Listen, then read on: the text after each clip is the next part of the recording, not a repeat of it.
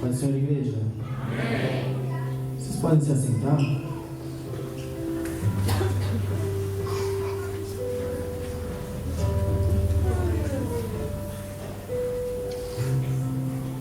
Nosso querido pastor Marcelo já fez uma oração, mas gostaria de fazer mais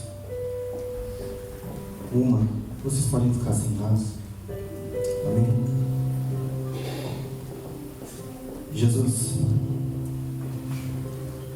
o Senhor já me revelou, Pai, aquilo que o Senhor tem a ministrar à sua igreja.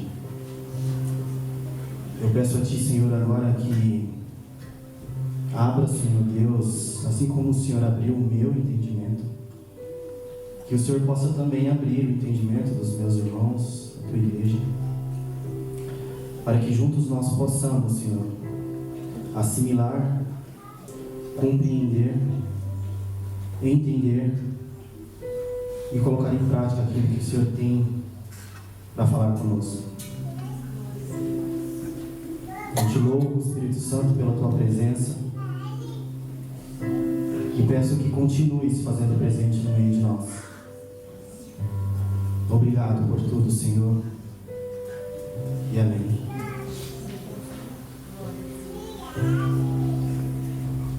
Pastor, eu quero agradecer ao Senhor pela oportunidade e pelas palavras que o Senhor falou aqui em cima.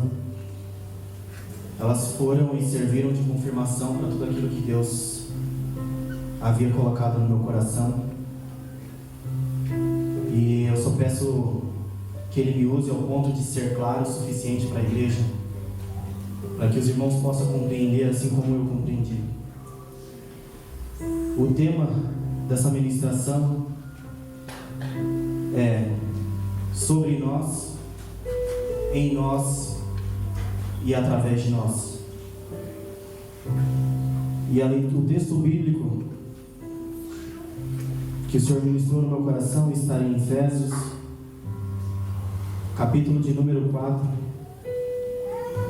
a partir do versículo 1.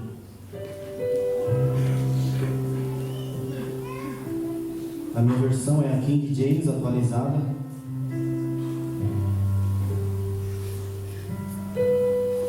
Eu vou ler para não tomarmos tempo. Portanto, eu, prisioneiro no Senhor, suplico-vos que andeis de modo digno para com o chamado que recebestes, com toda a humildade e mansidão, com paciência, suportando-vos uns aos outros em amor, procurando cuidadosamente manter a unidade do Espírito no vínculo da paz. Há um só corpo e um só Espírito, da mesma forma que a esperança para a qual fostes chamados é uma só. Há um só Senhor, uma só fé, um só batismo, um só Deus e Pai de todos, que é sobre todos, por meio de todos e em todos.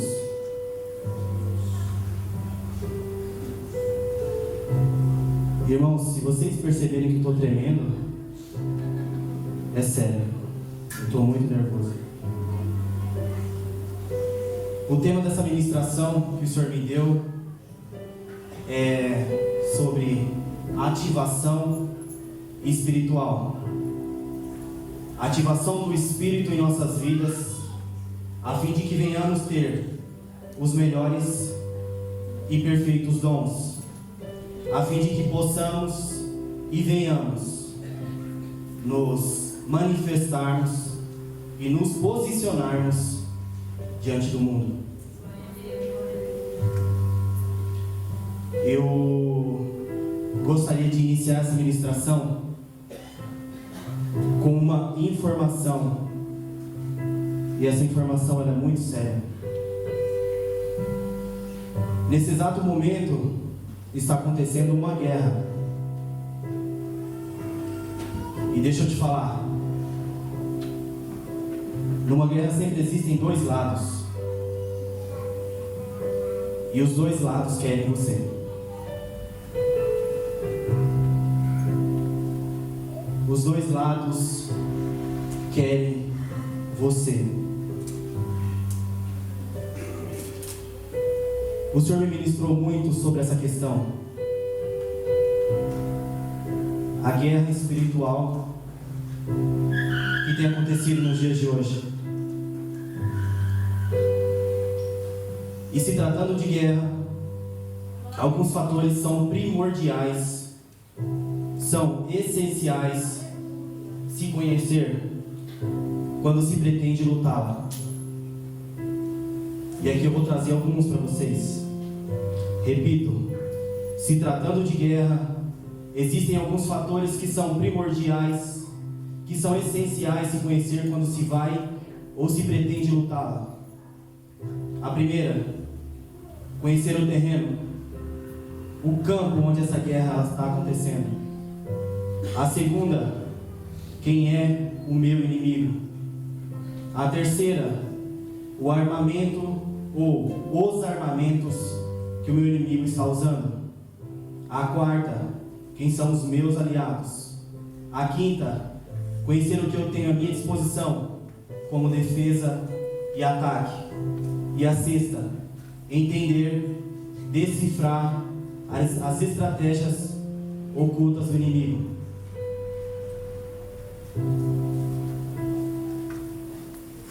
E aqui na Bíblia existe uma resposta para cada uma dessas questões. Na carta de Paulo a Éfeso, capítulo de número 6, versículo de número 10, do 10 ao 18, o Senhor diz por intermédio de Paulo: concluindo, fortalecei-vos no Senhor e na força do seu poder, revesti-vos de toda a armadura de Deus, para que poderes ficar firme contra as ciladas do diabo. Aqui está o seu inimigo. Porquanto nossa luta não é contra seres humanos, e sim contra principados e potestades, contra os dominadores desse sistema mundial em trevas, contra as forças espirituais do mal nas regiões celestiais. Por esse motivo, vesti toda a armadura de Deus, a fim de que possais resistir firmemente no dia mau, e havendo batalhado até o final, permanecereis inabaláveis sem retroceder. Estai, portanto, firmes, trazendo em volta da cintura a verdade, e vestindo a couraça da justiça, calçando os vossos pés com a proteção do Evangelho da paz, embraçando sempre o escudo da fé, com o qual podeis apagar todas as setas inflamadas do maligno. Usai igualmente o capacete da salvação e a espada do Espírito, que é a palavra de Deus. Orai no Espírito em todas as circunstâncias, com toda a petição e humilde insistência. Tendo isso em mente, vigiai com toda a perseverança no coração por todos os santos. Somente nessa passagem de Paulo, Deus já me mostrou aqui a resposta para a maioria daquelas coisas que nós elencamos. Mas eu vou repetir. Nós já descobrimos que Deus, através da sua palavra, nos deu boa parte das respostas. Nós descobrimos o terreno. É espiritual a nossa guerra, irmãos. Não é física. Ela não é humana, ela é espiritual. Quem é o meu inimigo?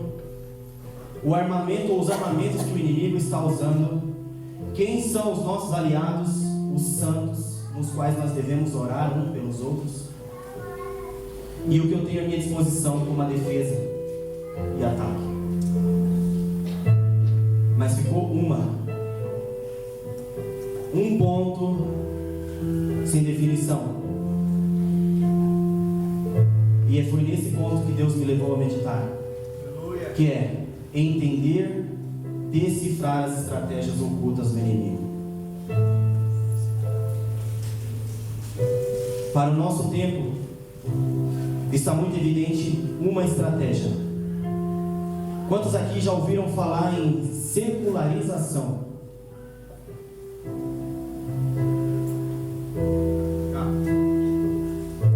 Ninguém ainda ouviu falar em secularização?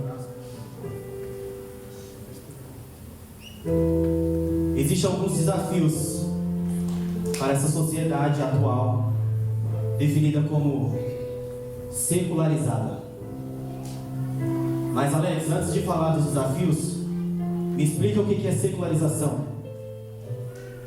A visão global de secularização é, em resumo, a secularização está relacionada com o surgimento de um modo de vida que não mais está estruturado em torno de uma visão firmada em hábitos ligados à religiosidade.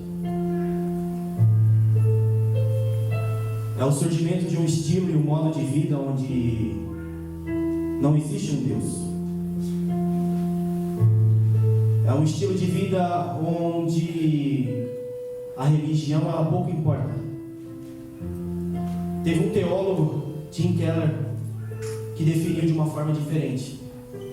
Ele diz: secularização não é a ausência de religião, que é o que querem que nós acreditamos. A secularização é a substituição da religião. Porque o ser humano, ele é, por essência, adorador. Ele é, por essência, religioso. Então não tem como tirar das nossas vidas um Deus. A gente só substitui. Só vai existir um outro Deus. Só vai existir uma outra religião.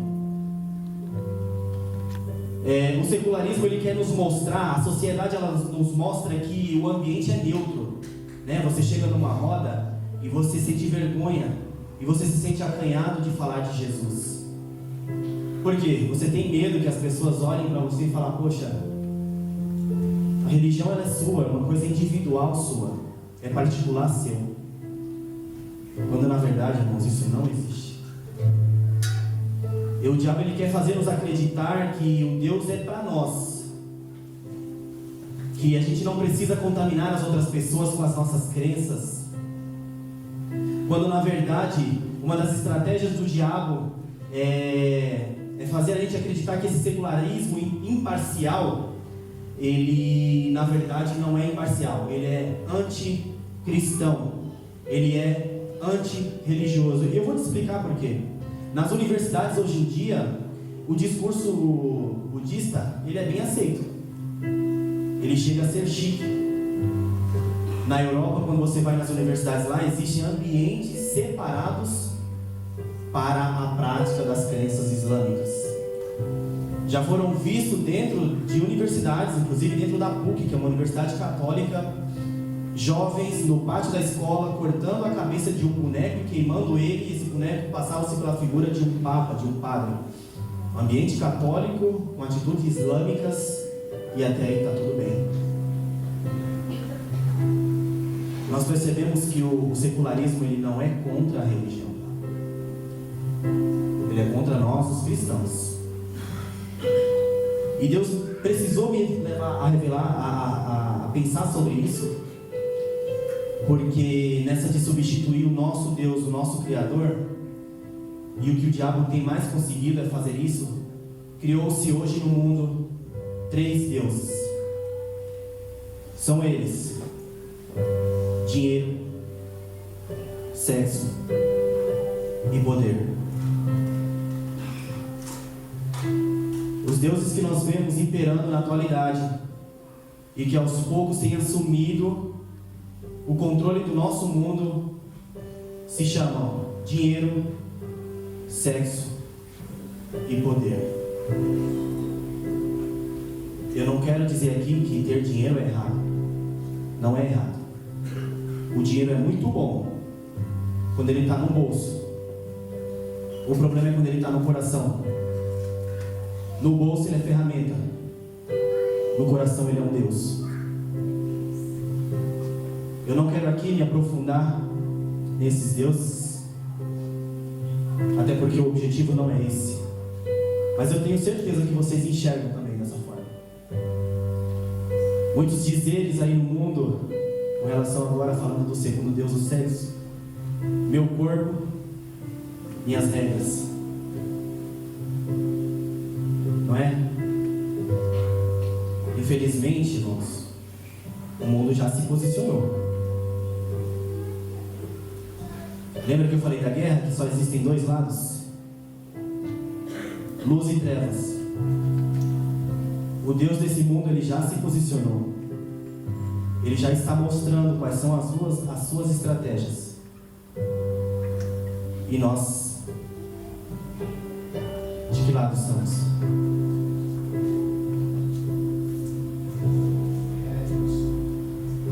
Agora que nós já descobrimos o terreno, o seu inimigo, o armamento, os aliados e o que tem à minha disposição como defesa e ataque, deixa eu te dizer uma coisa. Não basta. Não basta só sabermos. Não basta só entendermos de guerra, sabermos da guerra. Nós precisamos também nos posicionarmos. Nós precisamos também escolher um lado.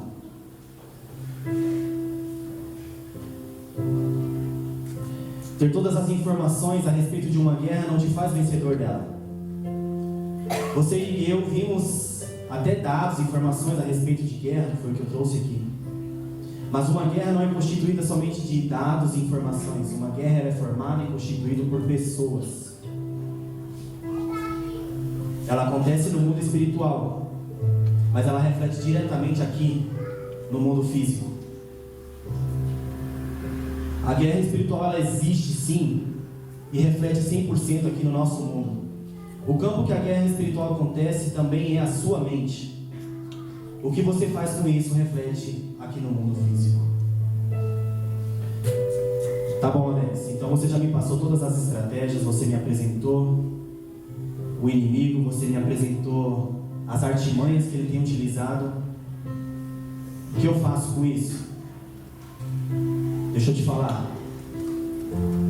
Uma das coisas que o inimigo mais tem feito com o cristão é fazer com que ele perca, cristão não, ser humano em si, é fazer com que ele perca a identidade dele, a coisa pela qual ele foi criado, a coisa pela qual ele foi existido, o motivo pela qual ele existe.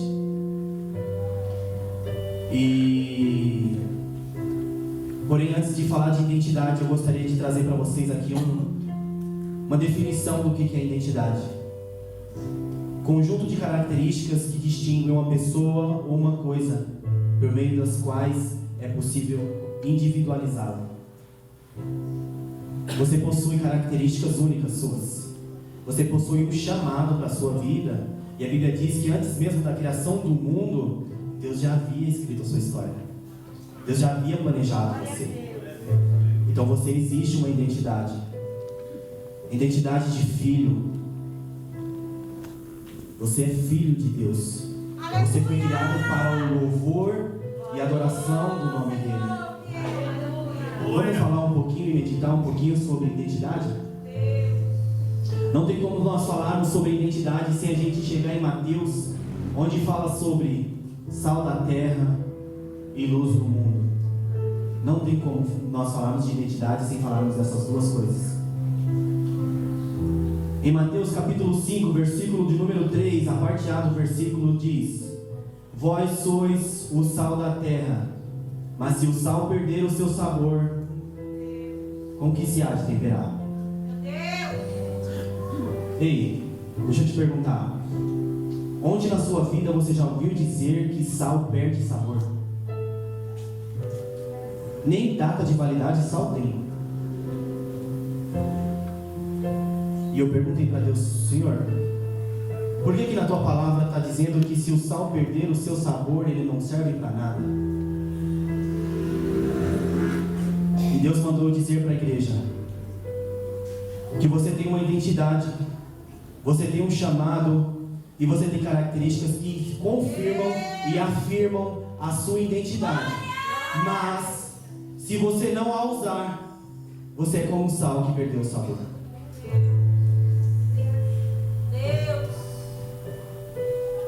Digo mais, até porque em Romanos capítulo de número 13, versículo de número 23 diz que os dons e o chamado de Deus são irrevogáveis. O sal não perde o sabor, assim como você não perde o chamado pela qual você nasceu, assim como você não perde os dons que Deus te deu. Glória a Deus. Mas se você não praticar e se você não utilizá-los, Você é como um sal que perdeu o seu sabor. E na parte B do versículo de Mateus, capítulo de número 5, versículo de número 13 diz: para nada mais presta, senão para se lançar fora e ser pisado pelos homens. Você já percebeu naqueles filmes de guerra? Quando alguém morre, que fica lá o corpo jogado, e os carros passam por cima, ou as pessoas passam por cima, e não serve para nada? Eu vou repetir, irmãos. Em uma guerra, lembre-se, em uma guerra não existe imparcialidade, não existe estado neutro, não existe em cima do muro. Em uma guerra você precisa estar de um lado, ou você é luz, ou você é treva. E digo mais, todos hão de concordar comigo. Se eu estiver errado, por favor, me corrijam. Em uma guerra, ou você está vivo, ou você está morto. Não existe outra posição. Ou você está vivo, ou você está morto. Aleluia. E o que te faz vivo é o que você tem feito nela. É a forma com que você tem atuado. E o que te faz morto é quando você já perdeu o sabor como sal. Está descrito aqui em Mateus. Perceba como é tratada uma pessoa que possui o chamado e possui dons, porém não os utiliza. Nessa guerra, essa pessoa está morta. Irmãos, lembra quando a gente começou a leitura da palavra? Sobre nós, em nós e através de nós? Em nós falamos do primeiro ponto, identidade. Agora eu quero falar com vocês sobre o segundo ponto, os dons do Espírito. Paulo descreve os 9 dons do Espírito em 1 Coríntios, capítulo de número 12.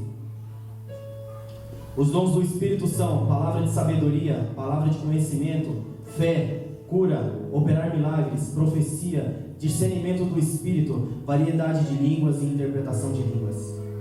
Esses foram os dons que Deus deixou para nós. Existem também os talentos, enfim. E uma pergunta que fica: você sabe quais são os seus dons? E você tem usado eles para manifestar-se no reino?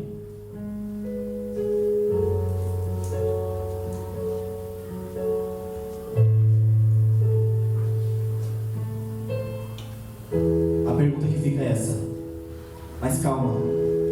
Se a resposta for não, o objetivo é que você saia daqui hoje alistado e ativado para o exército da luz. Esse é o objetivo. Vamos com calma? Vamos falar sobre ativação? Em 1 Coríntios, capítulo de número 12, versículo de número 31, diz: devemos buscar os melhores dons. Isso me remete ao quê? Quando a Bíblia diz que nós devemos buscar, isso me remete primeiro ao querer. O primeiro ponto para que os seus dons se manifestem é: você precisa querer. O Espírito Santo, ele é educado, ele vai bater. Então o primeiro ponto é: você quer? Segundo, em 2 Timóteo, capítulo de número 1, versículo 6 diz: o dom de Timóteo veio a existir nele a partir da imposição de mãos de Paulo. Isso me remete que a ativação dos dons também tem ligação com a oração e súplica dos santos. Nós vamos fazer isso hoje. Se você quiser, nós vamos orar juntos e nós vamos pedir a Deus que ative em nós os dons dele, os dons do Espírito. E terceiro, exercer com zelo os dons espirituais. Paulo fala que devemos buscar exercer. E eu entendo que, quando se fala de exercer, eu entendo que nós devemos praticar. Então, primeiro, eu quero. Segundo, a partir da imposição de mãos, eu recebo isso ativado em mim. E em terceiro, eu assumo automaticamente uma responsabilidade, que é de colocar isso em prática. Quantos estão dispostos aqui hoje? Amém. Pois bem, eu não quero tomar tempo na ministração. Nós já falamos dos 3 pontos quanto o que Deus escreveu em nós. Vamos falar agora sobre o sobre nós, o através de nós. E Deus me faz refletir sobre posicionamento. Em Mateus capítulo de número 5, versículo de número 14, vai dizer: vós sois a luz do mundo. Uma cidade edificada sobre um monte não pode ser escondida. Você é luz e você não pode ficar escondido. Vou completar. Em 2 Timóteo, capítulo de número 1, versículo de número 6 ao 7, diz Paulo a Timóteo: por esse motivo, mais uma vez quero encorajar-te, que reavives o dom de Deus que habita em ti, mediante a imposição das minhas mãos, porquanto Deus não nos concebeu espírito de covardia, mas poder de amor, de poder e de equilíbrio. Aleluia. Glória a Deus, aleluia. Numa guerra, sua posição faz parte da estratégia. O posicionamento numa guerra faz parte da estratégia. E o soldado que abandona o seu posto coloca em risco toda a tática da guerra, compromete toda a segurança dos demais.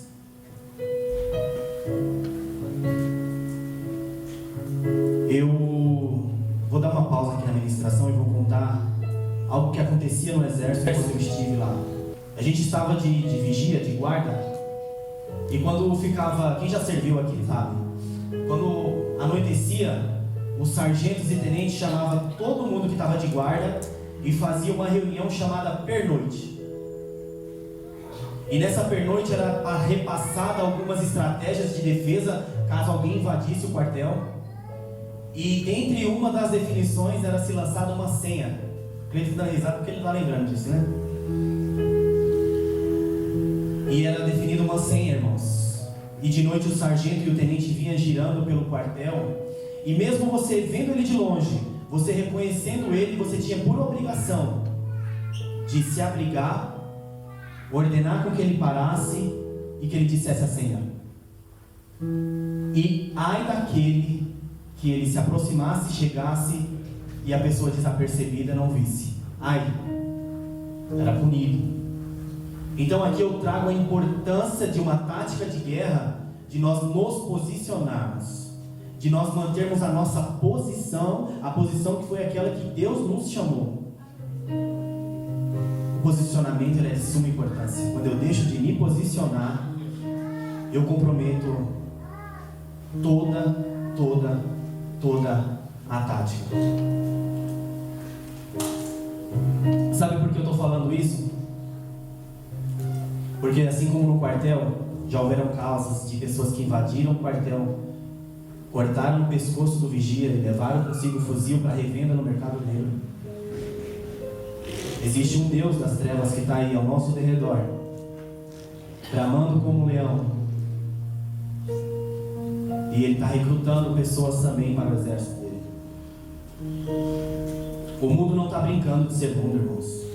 E é por isso que eu falei no início aqui que essa guerra era tão séria e que o assunto era tão sério.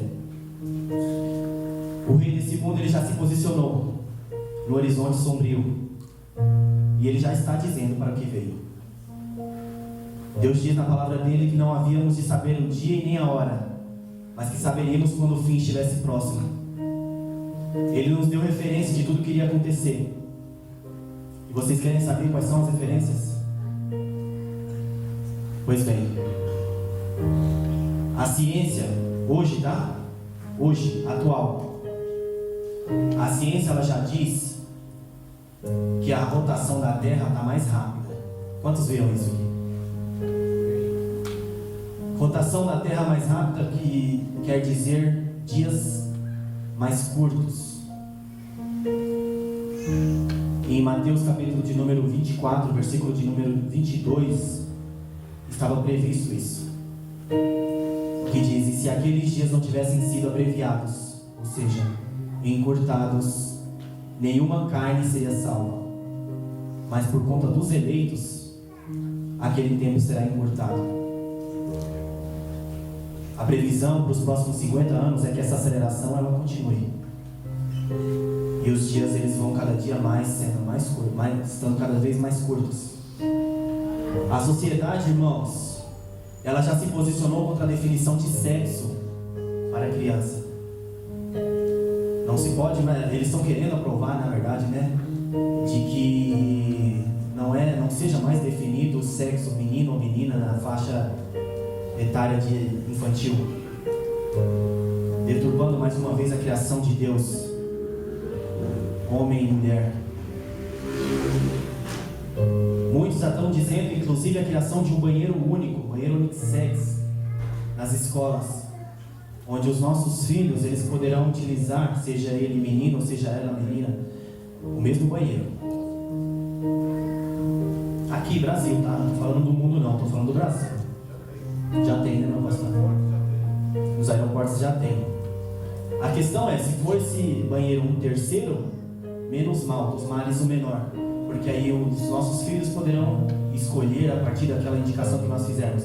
Mas e se eles disserem, não, a partir de hoje não vai ter homem ou mulher, não vai ter mais um masculino ou feminino, vai ser só um unissex.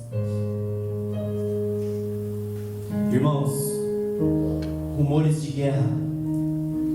Aí você fala, pô Alex, mas essa guerra da Rússia e da Ucrânia aí, eu não estou nem falando dessa, porque essa já não é nem rumor mais, essa já é verdade. Há uma previsão nos próximos 10 anos que a Europa vai passar pela maior recessão alimentar de toda a história. Vou repetir. Há uma previsão de que a Europa vai passar pela maior recessão alimentar de toda a história. Os Estados Unidos, isso já está definido, não é uma coisa... Os Estados Unidos em breve entrará em guerra com a China. Isso foi declarado pela China, uma das maiores potências do mundo. A China já se posicionou e ela falou, não é questão de se vai ou não acontecer, a questão é quando, mas vai acontecer. E a Bíblia também nos alertou com relação aos rumores de guerra. Quando ouvirdes rumores de guerra, acordos de paz já estão sendo costurados entre israelitas e palestinos.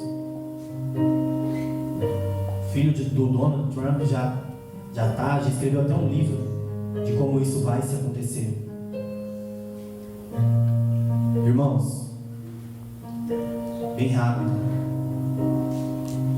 O mundo hoje ele já está tão interligado, meu pastor, que não tem como mais uma coisa acontecer lá do outro lado do mundo e não afetar diretamente aqui.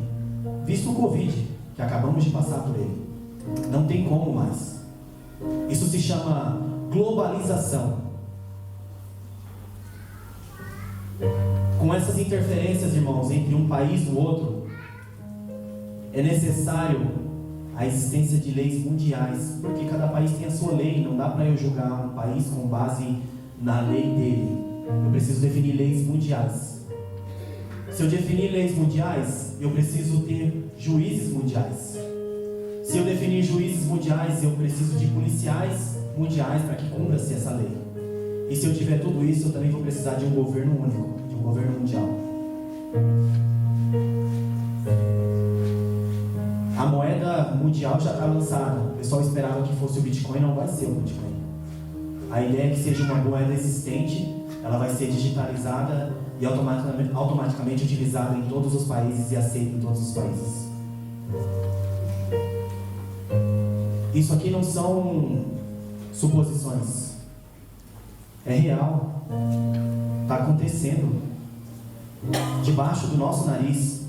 Nós já recebemos aqui na igreja por 2 vezes que eu estive, meu pastor, pastores ministrando e falando sobre isso. Muitos teólogos já estão acreditando que os selos do Apocalipse já começaram a ser abertos. Não tem mais tempo, sabe? Não tem mais tempo.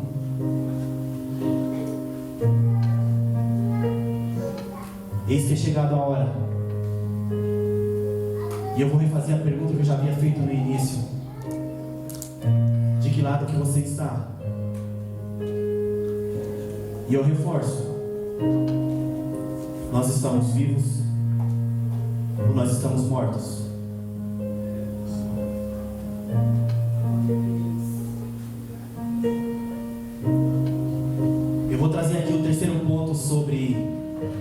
através de nós. Você decide, digamos que você saia daqui hoje decidido a se posicionar. Mas veja, só o posicionamento também não é suficiente, tá? Poxa, Alex, mas tudo isso é. Em Mateus capítulo de número 5, versículo de número 15, diz: igualmente não se acende uma candeia para colocá-la debaixo de um cesto. Ao contrário, coloca-se no velador e assim ilumina todos que estão na casa. Ei, você é luz. Você foi criado para ser luz. Mas se você, com a sua luz, você não ilumina outras pessoas, de nada adianta. Então o terceiro ponto sobre através de nós é a disseminação. Nós precisamos, irmãos, fazer Jesus, nós precisamos fazer Cristo conhecido através de nós, seja de testemunhos, seja dos seus dons, seja dos seus talentos, enfim. Quer um exemplo? Eu sigo um rapaz, ele é lutador de jiu-jitsu. Olha o quanto aleatório é isso. Ele acabou de ganhar um campeonato mundial. E o entrevistador chegou para ele e falou: cara, qual que é o seu principal objetivo? É calçado da fama? É ganhar mais uns 10 mundiais? Sabe qual foi a resposta dele? Não. O meu objetivo de vida, de carreira, é tornar Jesus conhecido através de mim. Não existe nada mais aleatório que você saiba fazer, que seja dom de Deus para a sua vida, na qual você não possa utilizar para iluminar outras pessoas. E eu repito, não existe nada. Alex, eu só sei abraçar. Quantas pessoas já não subiram aqui dizendo: poxa, a primeira vez que eu estive aqui eu fui tão tocado por um abraço que a Roseli me deu. Alex, eu só sei pintar como a Ju pinta. Ju, Deus abençoe a sua vida. Mas Deus pode nos usar de tantas maneiras. Talvez você está aí sentado no seu lugar e fala: poxa, Alex, eu nem sei para que eu nasci. Eu não sei qual que é o meu dom, eu não sei qual que é o meu chamado.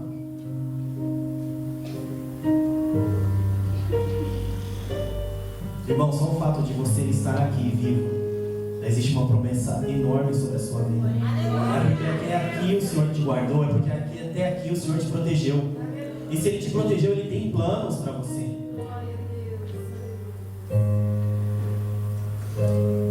Quer ver que engraçado? No retiro desse ano, ainda falando de disseminação do Evangelho de Deus, tinha um jovem lá no retiro que ele falou que há 2 anos atrás, 3 anos atrás, alguma coisa assim, ele passou por um problema familiar muito complicado. E ele tentou se encontrar por diversas religiões. Ele foi em diversas religiões, meu pastor. E ele falou que em nenhuma delas ele encontrou preenchimento de alma. E aí, um certo dia, alguém chegou e falou para ele comentando sobre esse assunto, alguém chegou para ele: olha que forma singela. Falou: cara, você já leu o Novo Testamento? Lá tem um tal de Jesus, que ele faz algumas coisas, ele dá alguns direcionamentos que eu acredito que pode fazer diferença na tua vida. E ele falou que foi ler o Novo Testamento. E ele falou: Alex, hoje eu estou aqui no retiro por conta daquela indicação que o rapaz me fez. Veja, um livro que foi escrito há mais de 2000 anos, foi falado há mais de 2000 anos, conseguiu convencer um rapaz, um moço, de que Cristo salva, de que Jesus tem um plano na vida dele. Não é ultrapassado aquilo que nós temos para falar. Fale. Se Deus te mandar falar na escola, no trabalho, no ônibus, na rua, na sua casa, na vizinhança, fala. Sabe aquela de que não fala não, você vai sair como careta. Fala não, que vão pensar que você é o tiozão. Não é não. Você não tem ideia do como a palavra que você lançar sobre a vida de uma pessoa pode fazer a diferença, não na vida dela, mas na vida de uma geração. Porque se aquela pessoa ela não morrer, tem muita gente que morre sem ouvir a palavra, mas se ela não morrer, ela terá filhos, e os filhos dela terão filhos e outros filhos, Então você não salva uma vida, você salva uma geração. Você impacta em toda uma geração. Perceba, são simples. O agir de Deus nas nossas vidas, ele é simples. Somos nós que complicamos. A gente não tem por que ficar mirabolando na nossa mente planos e projetos para fazer a obra e fazer a vontade de Deus. Deus só me dá a orientação para trazer para a igreja, que é: se coloque à disposição, se posicione, coloque em prática a sensibilidade para que você possa ouvir o falar do meu Espírito Santo. Porque quando eu falar, você precisa ouvir. Peça discernimento para que, além de ouvir, você possa entender aquilo que o Espírito Santo está querendo falar com você. E terceiro, peça também obediência, para que você não somente ouça, que não somente você entenda, mas que você também coloque em prática aquilo que o Senhor trazer para você.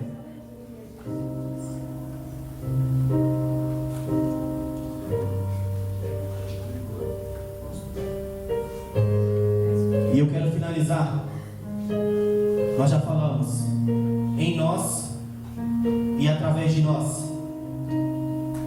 mas Deus começou a palavra no sobre nós.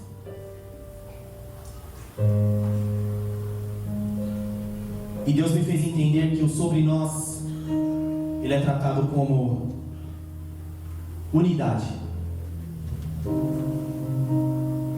Vocês querem um exemplo? Cada um de nós aqui somos como dinamite. Uma bomba de poder existe dentro de você. Agora imagine cada uma dessas dinamites sendo ativadas em conjunto, ao mesmo tempo, em unidade. Faz estrago ou não? Faz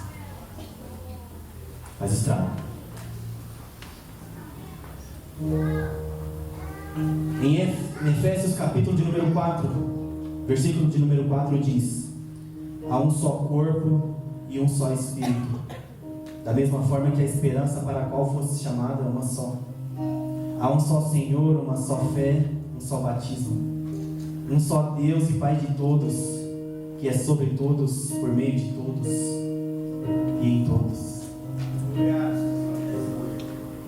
Irmãos, numa guerra, a gente nunca ataca de um só. Numa guerra, a gente sempre marcha em forma, pelotão e agrupamento. Eu vejo um agrupamento do Senhor aqui hoje. Glória a Deus, aleluia.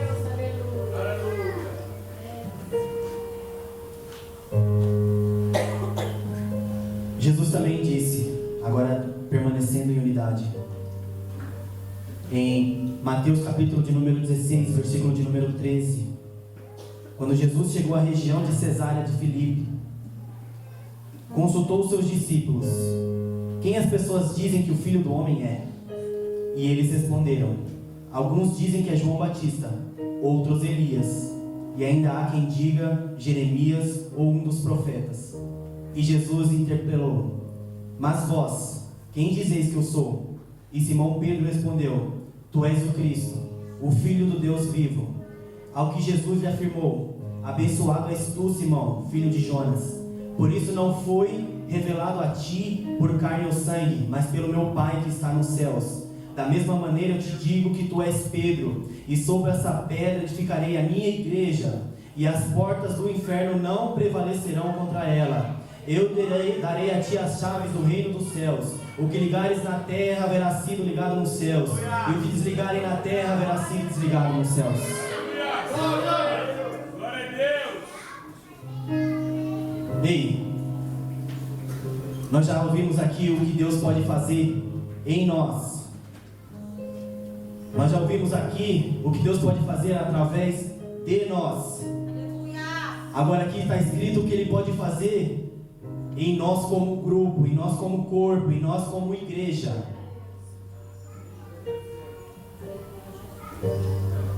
Não há nada que possa parar a unidade. Não há nada que possa parar a união. O Ítalo gosta muito dessa passagem, né, Ítalo?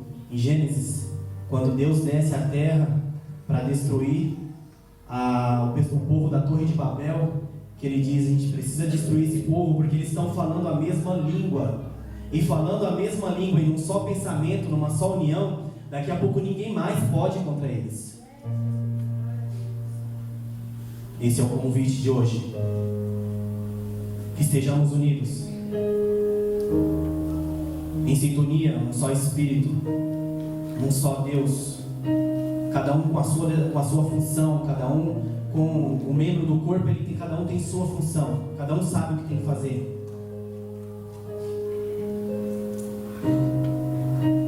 E para finalizar, agora eu prometo,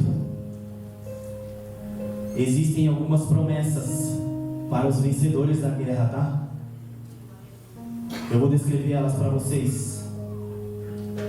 Nas cartas de João às 7 igrejas da Ásia, além de apontar os erros, os problemas de cada uma das igrejas, Deus, através de João, deixa a seguinte promessa aos vencedores. Quem aqui é vencedor? Amém. Apocalipse capítulo 2, versículo 7 diz: quem tem ouvidos, compreenda o que o Espírito declara às igrejas. Ao vencedor darei o direito de comer da árvore da vida que está no paraíso de Deus. Apocalipse capítulo de número 2, versículo de número 11 diz: aquele que tem ouvidos, compreenda o que o Espírito revela à igreja. O vencedor de maneira alguma sofrerá a punição da segunda morte. Apocalipse capítulo de número 2, versículo de número 17 diz: quem tem ouvidos, compreenda o que o Espírito revela às igrejas. Ao vencedor proporcionarei do maná escondido, bem como lhe darei uma pedra branca, e sobre essa pedra estará grafado um novo nome, o qual ninguém conhece, a não ser aquele que o recebe. Apocalipse de número 2, versículo de número 26 ao 28 diz: ao vencedor que permanecer nas minhas obras até o fim, eu lhe darei autoridade sobre as nações, e eles a governará com cetro de ferro, e as reduzirá a pedaço, como se fossem vasos de barro. Eu lhes concederei autoridade semelhante à que recebi do meu Pai. Também lhe darei a estrela da manhã. Apocalipse capítulo de número 3, versículo de número 5 diz: assim o vencedor andará trajado com vestes brancas, e de modo algum apagarei o seu nome do livro da vida. Pelo contrário, reconhecerei o seu nome na presença do meu Pai e dos seus anjos. Apocalipse de número 3, versículo de número 12 diz: farei do vencedor uma coluna no templo do meu Deus, de onde jamais sairá. Escreverei nele o nome do meu Deus e o nome da cidade do meu Deus, a nova Jerusalém, que desce dos céus da parte de Deus, e igualmente escreverei nele o meu novo nome. Em Apocalipse capítulo de número 3, versículo de número 12 diz: ao vencedor lhe concederei que se assente comigo no meu trono, assim como eu venci e me assentei com meu Pai no seu trono. Glória a Deus!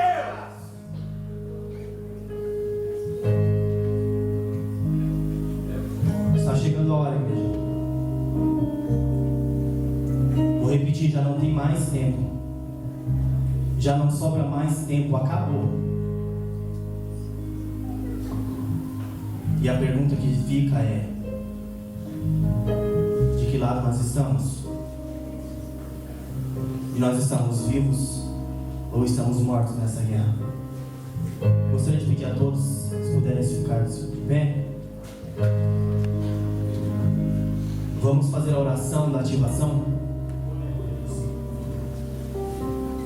Gostaria de pedir, inclusive, que os músicos fizessem junto, em unidade, todos nós, com a mão no coração. Aqueles que puderem, repitam comigo.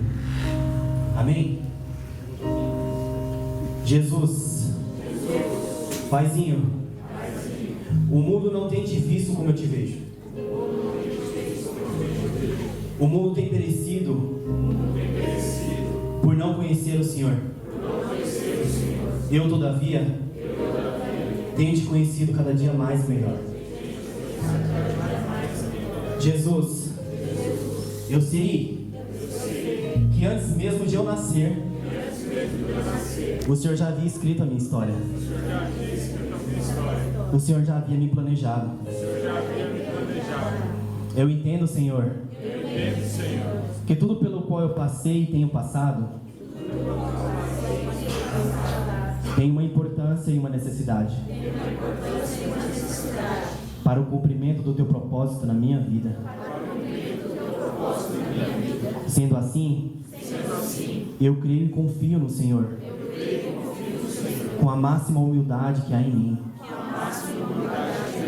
Jesus, tendo em vista que o mundo está dominado pela maldade, as pessoas já não te veem como viam antes. Os teus filhos já não se reconhecem mais. Eu me posiciono diante do Senhor